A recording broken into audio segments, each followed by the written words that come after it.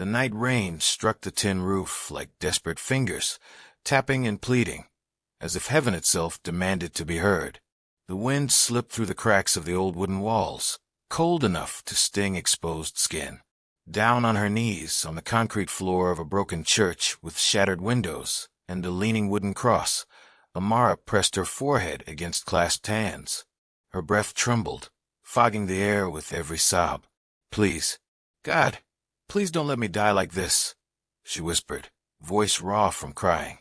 "I'm so tired. I've tried everything. I can't survive another day. Please hear me." The storm swallowed her voice. Thunder cracked in response, as if mocking the plea. 23-year-old Amara Johnson, skin deep ebony and eyes wide with grief, felt smaller than she'd ever been in her life. Her ribs ached from hunger. Her palms blistered from long days scrubbing floors in wealthy houses that treated her invisible. She had lost everything over the past year. Her mother to illness, her small rented apartment to debt collectors, her dignity to every door slammed in her face. And now, today, she had lost the last thing that kept her alive, her job. The church smelled of mildew and rotting plywood. Rainwater dripped from the ceiling, pooling at her knees. Her clothes were soaked thin, faded jeans clinging to trembling legs, a torn sweater doing nothing to fight the cold. Her hair, braided tight against her scalp, was wet and heavy. "I don't want to give up," she sobbed, voice cracking. "But I don't know what else to do. I have nowhere left to go. Not one person in this world sees me." Her tears slid onto the concrete floor, disappearing into the cracks like they were nothing. "If you really exist, please, send someone. Anyone. I just need one chance. One more chance to breathe." For a moment, the world held its breath. The rain softened. Silence pressed into her chest. And then, behind her, the sound of footsteps. Slow, heavy, unmistakable. Amara froze. Panic tightened her throat. Her instincts screamed danger. The church sat in a deserted industrial part of the city, where only the desperate or the cruel wandered after midnight. She didn't turn around. The footsteps stopped just behind her, close enough that she could hear the soft rustle of wool fabric and the low, steady rhythm of controlled breathing. Seconds stretched like hours. A voice broke the silence, deep, smooth, edged with quiet authority. "Stand up." Amara's heart slammed against her ribs. She turned her head slightly, but fear locked her muscles in place. Who are you?" she whispered, her voice hoarse. The man stepped forward into the pale moonlight leaking through the broken window. Tall, impeccably dressed in a black tailored coat. Jet black hair slicked back from a sharp jawline. Clean-shaven. Eyes dark and unreadable, like polished obsidian. His posture radiated stillness, controlled, powerful, and dangerous. "My name is Ji-hoon Kam," he said, voice low and even. "You're coming with me." Amara stared up at him, stunned. Her breath caught in her throat. Everything about him felt overwhelming.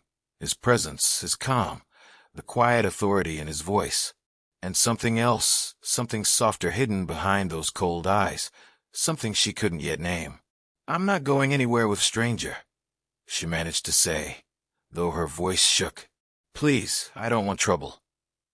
His head tilted slightly, eyes studying her like a puzzle he intended to solve. "You asked for help," he said. Amara's mouth parted. Her hands trembled. "You heard me," she whispered. "Every word," he replied. The air between them thrummed with tension, fear, disbelief, and something electric neither could define. She swallowed hard. "You must think I'm crazy. I wasn't asking a person. I was praying," he finished quietly. Her breath stalled. He wasn't smiling. He wasn't mocking. He simply stated truth. Lightning flashed through the window, illuminating his face. Strikingly young, maybe late 20s, yet carved with the hardness earned through survival. "I don't believe in coincidences," he said, "and I don't ignore people who are drowning while I have the power to reach them." Amara blinked, stunned into silence. No one talked like that. Not in her world. "And what exactly do you want from me?" she whispered, voice small but steady. "No one helps someone like me without wanting something." His eyes darkened, not with anger, but with a weighted emotion she couldn't interpret. "I want you to stand up," he said quietly. "That is all for now." A beat of silence. Thunder rolled again, shaking the rotting walls. Amara's knees trembled as she forced herself upright, swaying with exhaustion. Ji-hoon reached out instinctively, his hand steadying her elbow. His touch was warm, unexpectedly gentle. For the first time in months, she felt seen. But before she could speak, before she could ask why or how or what this meant, the sound of engines and multiple car doors slamming echoed outside. Amara flinched. Ji-hoon's expression sharpened instantly, all softness disappearing behind steel. He turned his head slightly, listening, body coiled with controlled tension. "Stay behind me," he said, voice calm but edged with command. "Why? What's happening?" Amara whispered, fear swelling. He didn't answer. Outside, men shouted in a foreign language, harsh tones carried by the storm. Amara's pulse pounded. She had no idea who this man was, no idea why he was here, or why danger suddenly hunted him through a broken church on a forgotten street. But she did know one thing. She was no longer invisible, and whatever happened next would change everything. She never expected what he said next. Ji-hoon turned to her, eyes fierce. "If you want to live, come with me." Now, rain hammered the ground as they burst from the church's heavy doors into the storm-dark night. The wind slapped against Amara's face, cold like knives, stealing her breath. Ji-hoon moved quickly, his hand gripping her wrist, not harsh, but firm, guiding her through the darkness. Black SUVs skidded across the abandoned street, headlights slicing through sheets of rain. Men dressed in dark tactical jackets jumped out, shouting in Korean, rushing toward the church. "Keep your head down," Ji-hoon said under his breath, pulling her faster. "Who are they?" Amara gasped. "My father's men," he answered, voice clipped tense. "People who think they still own me." Gunfire cracked behind them like fire bursting through dry wood. Amara flinched, heart surging with terror. "Oh God, don't look back. Move." They sprinted toward a sleek black sedan parked beneath a flickering street lamp. Ji-hoon flung open the passenger door and practically lifted her inside. Her fingers shook uncontrollably as she fumbled with the seat belt. Ji-hoon slid into the driver's seat, rainwater dripping from his hair onto his collar. The engine roared to life, tires screeching against wet pavement. The car shot forward, fishtailing before gaining control. Amara pressed back against the seat as Ji-hoon wove through narrow streets at breakneck speed. "What do they want?" she asked, voice breaking. "To drag me back into the life I've been trying to escape," he said without looking at her. "And anyone near me becomes leverage." His jaw tightened, muscles ticking in frustration. He drove like a man who'd spent years outrunning ghosts. Amara stared at him, at the sharp focus in his eyes, the controlled fury beneath the surface, and the pain he tried to hide. She didn't know anything about him, yet something in his voice felt heartbreakingly real. "Why did you help me?" she whispered. For the first time, he glanced at her.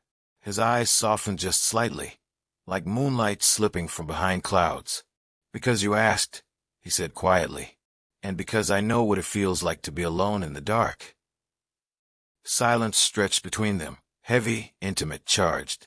She never expected a man like him to understand loneliness. He looked like someone who commanded rooms, someone people followed out of fear or reverence. But now, up close, she saw something else, exhaustion, a weariness so heavy it burrowed into his bones. Ahead of them, the city lights blurred through the rain-streaked windshield. The storm swallowed sirens and roads alike. Ji-hoon took a sharp turn into an underground parking garage beneath a luxury high-rise. The car slowed, engine humming low. He cut the headlights. Both sat in silence, breath trembling from adrenaline. Ji-hoon spoke first. "You're safe here. No one knows this location except me." Amara's voice shook.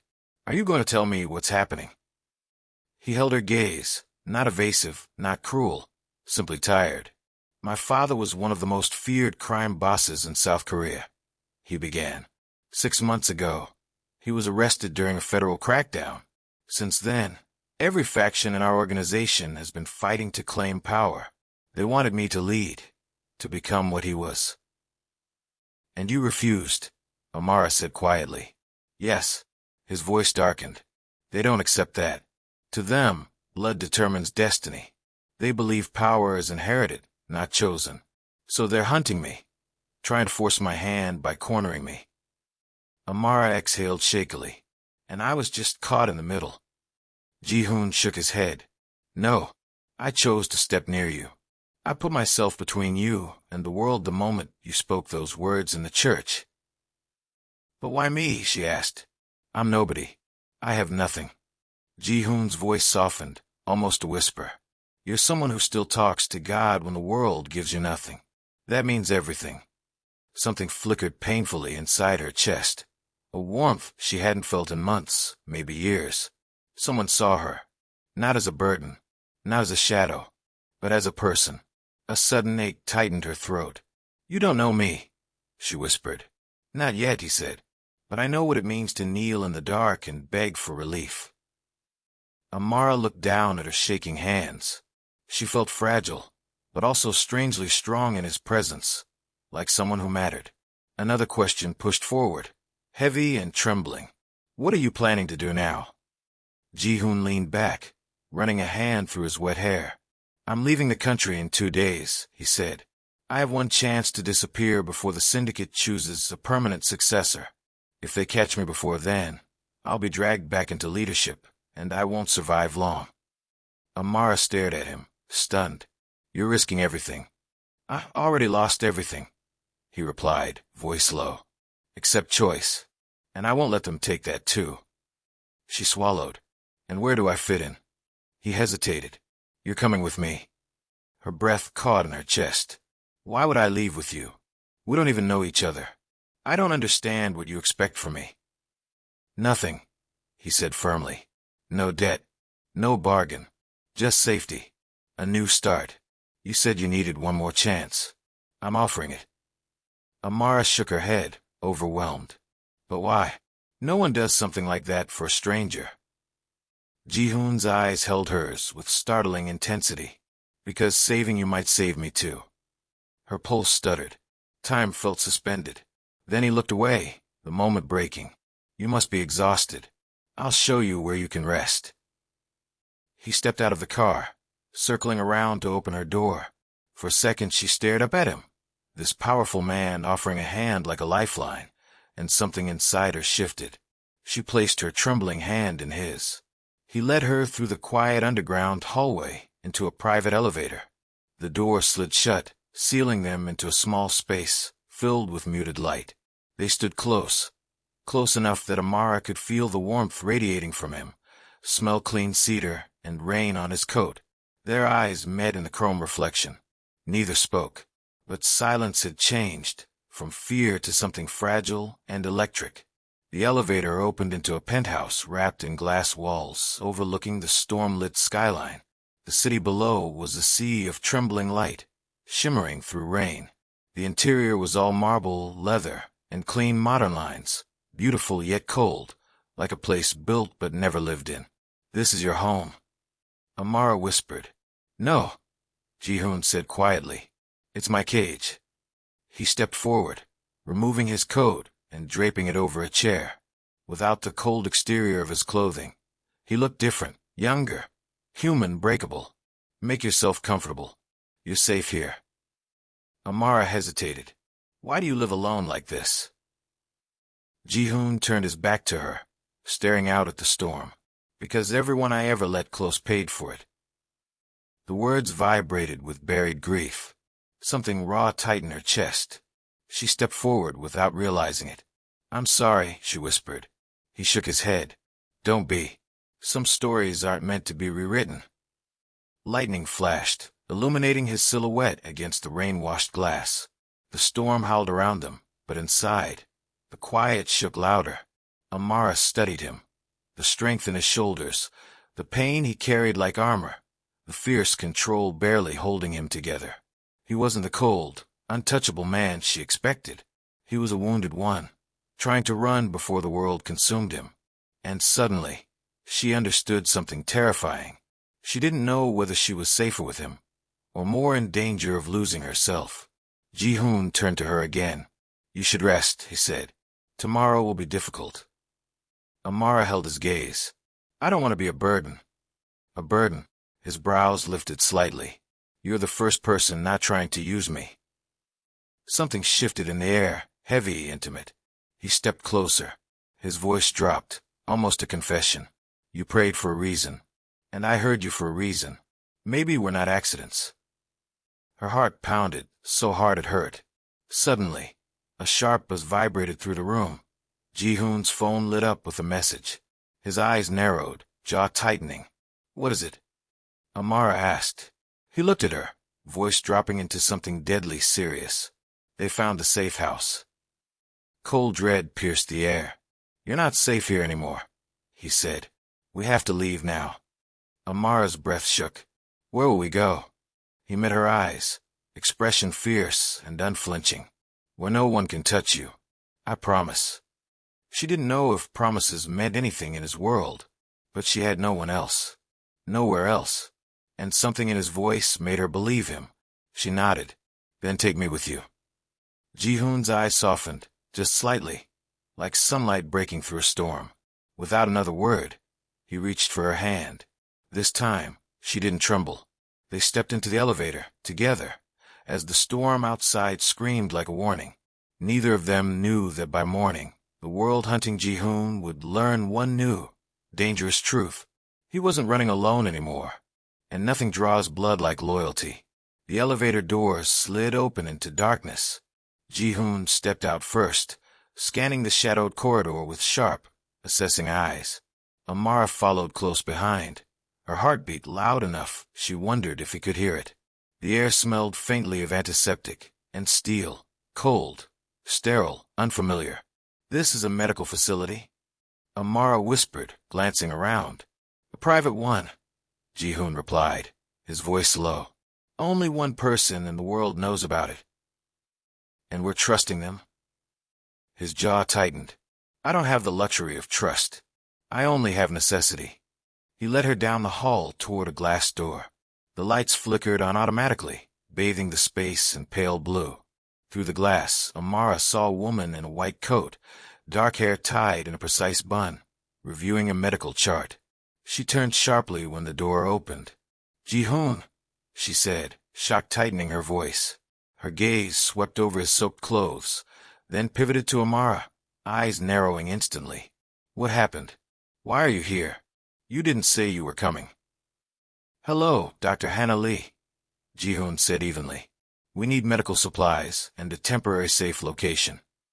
Hannah stepped forward, her posture crisp, assessing the bruises on his knuckles, the tension bracing his shoulders.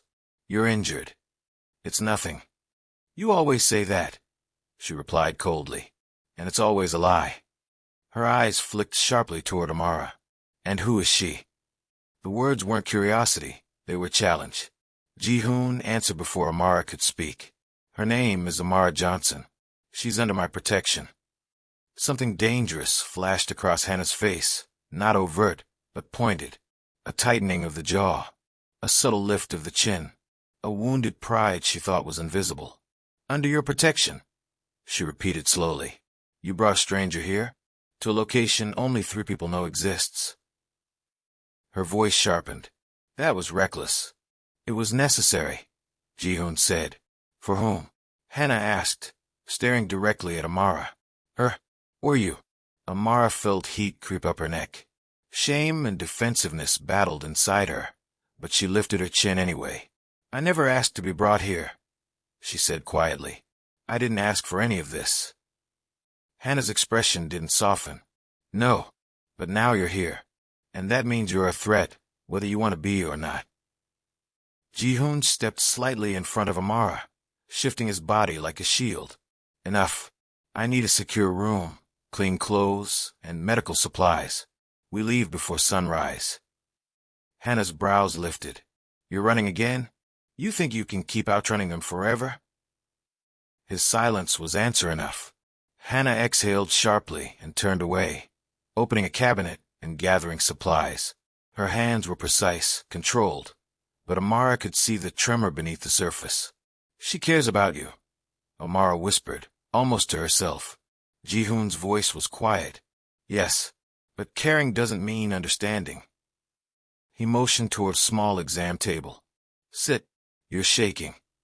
"I'm fine," Amara began, but her legs wavered, and she sank under the edge of the table, exhaustion sweeping through her body like a collapsing wave. Hannah returned with a towel and a set of clothes, placing them beside Amara without meeting her eyes. "There's a shower through that door," Hannah said, voice clipped. "Clean up. You're dripping on sterile flooring." Amara flinched. "Right." She stood, clutching the towel to her chest, and slipped into the small washroom. The door closed softly behind her. Inside, she leaned her back against the cool tile, breath unsteady. Her chest tightened, and for a moment she pressed both hands against her face. She didn't belong here. Not in a world carved from power and blood and sharp-edged silence. Not beside a man like Ji-hoon. Not under the scrutiny of a woman who clearly believed Amara was a threat. She stepped under the hot water, letting it beat against her aching body. Dirt and rain swirled down the drain. She washed her face slowly, staring at her reflection in the fogged mirror. Wet braids clung to her neck. Shadows darkened her eyes. She looked older than she was. "What am I doing?" she whispered. "What am I stepping into?" No answer came. When she emerged, wrapped in clean clothes too large for her, Ji-hoon and Hannah were speaking in low, sharp tones near the doorway. "You're risking everything," Hannah hissed. "You're already a target. Bringing her makes you vulnerable." "She needed help," Ji-hoon replied simply. Hannah's voice rose, brittle with emotion. "And since when is that who you are? You don't save strangers. You don't save anyone anymore." "I'm trying," he said softly. "For once, I'm trying." Hannah's breath broke, just slightly. "Is that because of her?" Silence. Amara froze, unsure if she should reveal her presence. Ji-hoon spoke finally. "I don't know." Hannah laughed once, humorless and tired. "Then let me answer for you. This girl, whoever she is not worth dying for." Amara's breath caught. Ji-hoon's voice dropped into something cold and sharp. "Don't say that again." Hannah inhaled shakily, blinking hard. "You're making a mistake, Ji-hoon," she whispered, voice breaking. "And mistakes get people killed. People like you. People like—" Her voice collapsed before finishing. Amara stepped forward, forcing her voice steady. "If you want me to leave, just say it. I don't want to be the reason anyone's hurt."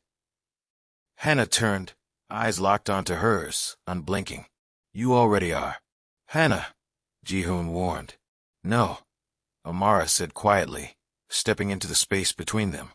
"She's right." Ji-hoon's eyes snapped to her, shocked. "I don't belong in your world," Amara continued. "I'm not strong.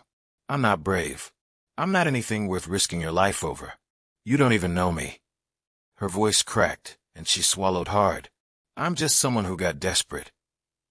Ji-hoon stepped closer, his voice low but fierce. "You are someone who survived. Someone who refused to stop fighting. That's strength." Her breath trembled. "Strength," she whispered. "I was on a church floor begging for help." "And I was running for my own life," Ji-hoon said. "Maybe we're both begging, just in different languages." Something in the room shifted, like the air thickened, like gravity pulled them closer. Hannah looked between them, jaw tightening, pain flashing openly now. "You think you're saving her," Hannah whispered to Ji-hoon. "But she'll be the death of you." Ji-hoon exhaled slowly. Maybe saving someone is the only thing left worth dying for. Hannah flinched like he'd struck her. She looked away sharply, gathering her composure. "Well," she said tightly, "if you're determined to throw your life away, at least let me patch up your delusions with antiseptic." She gestured to the exam table. "Sit." Ji-hoon moved silently, lowering himself onto the table. Hannah cleaned the blood from his knuckles, her hands practiced and gentle even as her voice stayed hard. "How many this time?" she asked. "6. She shook her head. "You're going to get yourself killed." "Maybe," he murmured. Amara watched him, the quiet endurance, the silent pain, and something inside her twisted painfully. He looked invincible from afar. Up close, he looked unbearably human. Trembling, she stepped toward him. "Does it hurt?" He looked up at her. "Yes. Why don't you say anything?" His expression softened. "Because I learned a long time ago that pain spoken is pain multiplied." Her chest tightened, and comfort shared is comfort doubled. Their eyes locked. The world around them faded, Hannah standing frozen, the fluorescent lights humming, the storm outside beating against the windows. Something shifted between them silently, like an unspoken promise. Then, a sudden thundering crash echoed through the building, shaking the floor. Alarms blared overhead, emergency lights flashing red. Hannah stiffened. Motion sensors. Someone just breached the lower entrance. They found us. Ji-hoon stood instantly, eyes sharpening like steel drawn to blade. "How many exits?" "2, Hannah said. "One already compromised. If they came through the south stairwell, they'll reach this level in less than 90 seconds. Amara's breath seized. "What do we do?" Ji-hoon reached for her hand, gripping firmly. "We survive," he said. "Together." Hannah grabbed a hidden panel beneath the medical counter and pulled out a pistol, checking the magazine before tossing it to Ji-hoon. "This is insanity." "Welcome to my world," he replied. Another crash, closer now. Shouting in Korean rattled through the vents. Amara's pulse thudded violently. "I'm slowing you down." "No," Ji-hoon said sharply. "You're the reason I'm still standing." For a second, one suspended fragment of time, everything aligned. Fear, determination, connection. Then the door exploded inward. Masked men stormed through, weapons drawn. Ji-hoon moved instantly, pulling Amara behind a steel support column as bullets shattered glass and sent splinters flying. Hannah ducked behind a counter, grabbing a medical cart for cover. The gunfire deafened the room. Amara pressed her hands over her ears, heart pounding so hard she nearly collapsed. Ji-hoon returned fire, movements precise and lethal. One attacker fell. Another advanced from the side. Hannah, unexpectedly fierce, swung a metal tray directly into his head, knocking him off balance. "Move," Ji-hoon shouted. They ran through a back hallway, alarms blaring, emergency lights flickering like dying stars. The building shook under the chaos, footsteps pursuing behind them. Amara stumbled, adrenaline faltering. Ji-hoon caught her before she hit the ground, steadying her by the waist, his hand burning through fabric. "I've got you," he whispered, breath hot against her ear. She looked up, eyes wide. "Why are you doing this for me?" His voice was raw. "Because for the first time, I'm not running alone." Their breath mingled, close enough their foreheads brushed, an accidental intimacy that stole the air from her lungs. Behind them, Hannah shouted, "Hurry." They burst through a back exit into the rain-soaked alley. A black car skidded into view. Hannah jumped into the driver's seat, starting the engine. "Get in," she shouted. Ji-hoon opened the door, guiding Amara inside, sliding in beside her as bullets sparked against the metal exterior. The car lunged forward, tires screaming. Amara's hands shook uncontrollably. Ji-hoon caught them, wrapping them between his palms. "Breathe," he whispered. A sob escaped her, unguarded and trembling. "I'm so scared." He leaned closer, eyes fierce and soft all at once. "So am I," he said. "But fear isn't the enemy. Giving up is."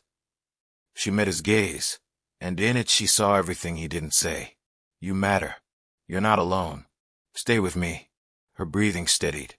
Rain streaked the windows. City lights blurred past. The chaos faded into a quiet heavy with unspoken truth. Hannah's eyes flicked to the rearview mirror, watching the two of them, expression tight, wounded, unreadable. "You care about her," Hannah whispered finally, voice cracking. Ji-hoon didn't look away from Amara. "Yes." Hannah swallowed hard, steering through the dark streets. "Then God help us all." Amara's heart twisted. The words were warning and prophecy both. Ji-hoon's hand stayed wrapped around hers, anchoring her to something new and terrifying and beautiful. She rested her head against his shoulder, just for a moment, because she could not. He didn't pull away. Outside, sirens wailed and thunder rolled through the sky like a war drum. Inside, the storm was quieter, but stronger. Neither of them spoke, but every beat of their hearts said what words could not. They were already falling, and falling has consequences. Tomorrow, everything would break, and nothing would be the same again. Morning crept slowly through the rain-washed city, gray light spilling over empty streets. The storm had weakened, but the sky still hung heavy, bruised purple and fading charcoal. In the quiet safe house Hannah had driven them to, a remote estate outside the city, Amara stood at the window, watching thin fog curl through the trees like pale fingers. For a moment, everything felt still. Too still. She hadn't slept. Every time she closed her eyes, she saw gunfire flashing in the darkness, heard bullets ricocheting, felt Ji-hoon's hand gripping hers like the only thing anchoring her to the world. Behind her, Ji-hoon walked into the room, his footsteps soft. He had showered and changed. His hair was still damp. Sleeves rolled above his forearms, revealing faint scars. He looked tired, not physically, but in his soul. "You should rest," he said gently. Amara shook her head. "I can't." He came to stand beside her, looking out at the muted gray horizon. "You saved my life last night," she said quietly. He turned to her, brows lifting slightly. "I pulled you behind a wall." "No," she whispered. "You gave me something to hold on to. I haven't had that in a long time." Silence settled between them, thick with words unspoken. Ji-hoon's voice softened. "I meant what I said, Amara. You're not alone anymore." Something warm and aching bloomed in her chest. She looked up at him, really looked, and saw not the Mafia prince the world feared, but the man who was terrified of becoming that monster. "Why me?" she asked. "You could have walked past me. You could have left." "I couldn't," he said simply. "Something in your voice." He looked away, struggling for words. "It sounded like hope trying not to drown," he finished quietly. "And I can't stand the sound of drowning." Her breath trembled. She stepped closer without meaning to. "I don't want to lose you," she whispered. His eyes flicked to hers, dark, intense, unguarded. "You won't." Before he could say more, Hannah entered the room, her expression stiff, voice clipped. "We need to talk. Both of you." Ji-hoon stiffened, turning toward her. "What is it?" Hannah hesitated, and that hesitation said everything. "They tracked the car I used," she said. "They know we left the safe house. They're narrowing the search radius. We have maybe 3 hours before they reach this location." Amara's mouth went dry. "Then we leave now." "We can't," Hannah replied. "The storm last night caused a landslide on the only exit road. Emergency vehicles are clearing it, but it could take hours." Ji-hoon swore under his breath, jaw clenching. Hannah crossed her arms, gaze hard. "We're trapped here, and they know you're with her." Her voice sharpened, cutting. "They'll use that." Ji-hoon stepped forward, voice steel. "They won't touch her." Hannah's eyes flashed. "How?" "By promising them you'll come quietly if they let her go. Because that's exactly what they want." Amara felt ice crawl up her spine. "Ji-hoon," she whispered. "They'll kill you." His silence was answer enough. Before she could speak again, a sharp crack split the air, shattering a window somewhere downstairs. Shouts followed. Heavy boots thundered up the staircase. Ji-hoon turned instantly. "Hannah, take her out through the back entrance. Get her into the woods. I'll hold them off." "No," Amara gasped, grabbing his arm. "You have to go," he said, gripping her shoulders. His eyes burned into hers with urgent intensity. "Run. Don't stop. I'll find you." Her throat tightened, tears burning. "I'm not leaving you." Gunfire erupted closer. The house shuddered. Ji-hoon cupped her face in both hands. "Amara, look at me." She did. Heartbreaking. "You asked God for a chance. This is it." "Live," he whispered. "For both of us." Something inside her shattered. She opened her mouth, but the words never came. The door exploded inward in a storm of splintered wood. Masked men surged through, guns raised. Hannah grabbed Amara's arm, yanking her backward. "Move," Hannah shouted. But one of the men broke through the doorway, charging toward them. Ji-hoon stepped in front of Amara, fists flying brutal precise. Another crashed through the window behind them, grabbing Amara by the waist and wrenching her backward. "Ji-hoon," she screamed, stretching out her arm. Ji-hoon turned too late. Two men tackled him, slamming him to the ground. More poured in, holding him down. "No," Amara cried, fighting, kicking, nails digging, desperation ripping through her chest like fire. Ji-hoon roared her name, but a gun barrel cracked against his skull, silencing him. The last thing Amara saw before a cloth smothered her face was Ji-hoon's eyes, wild, pleading, breaking. Then everything went black. Amara woke to darkness. Her wrists were bound, ropes cutting deep into her skin. Cold concrete pressed against her back. The scent of oil, metal, and damp earth filled the air. A warehouse, abandoned, echoing with distant machinery. Her heart hammered. Her body shook uncontrollably. Heavy footsteps approached. A man stepped into the dim light, tall, broad-shouldered, a jagged scar running down his cheek. "Amara Johnson," he said with mocking politeness. "The girl who made our future boss weak." She glared at him, voice raw. "He's not your boss." He said no. The man chuckled. "Men like Ji-hoon don't get to say no. Their bloodline decides for them." He crouched down, gripping her chin. "We only needed a little leverage, and then you fell right into his heart." Tragic. Cold dread pierced through her like a blade. "What are you going to do?" He smiled, slow, cruel. "Wait for the prince to come save his queen, and then kill you in front of him." Her stomach twisted, nausea curling through her.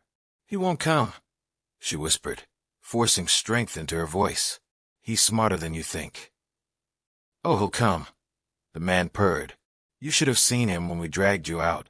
Like an animal." Amara closed her eyes, fighting terror, fighting despair. She remembered Ji-hoon's voice. Live. She inhaled shakily, forcing air into her lungs. She looked up again, not broken, but burning. "If he comes," she said, voice steadying, "he won't come to die. He'll come to end you." The man laughed, but there was a flicker of unease in his eyes. Then a distant boom echoed through the building, followed by shouts, gunfire, and the metallic scream of doors being torn open. The man's face shifted. "No," he muttered, standing abruptly. "Not yet." The lights went out, all at once, plunging the warehouse into darkness. Silence. Then a single voice, deep, lethal, terrifyingly calm, rolled through the space like thunder. "Let her go." The breath froze in Amara's chest. "Ji-hoon." Gunshots erupted. Screams split the air. Bodies hit the ground with heavy thuds. The warehouse filled with chaos, and then sudden quiet. Footsteps approached, slow, controlled, echoing against the concrete. A figure emerged from the shadows. Ji-hoon, bruised, blood running down his temple, eyes burning like wildfire. He dropped to his knees, hands shaking as he cut the ropes from her wrists. "Amara," he whispered, voice breaking. "I'm here. I'm here." Her vision blurred with tears as she threw her arms around him, clinging with all the strength she had left. He wrapped her into him, holding her like something sacred, trembling.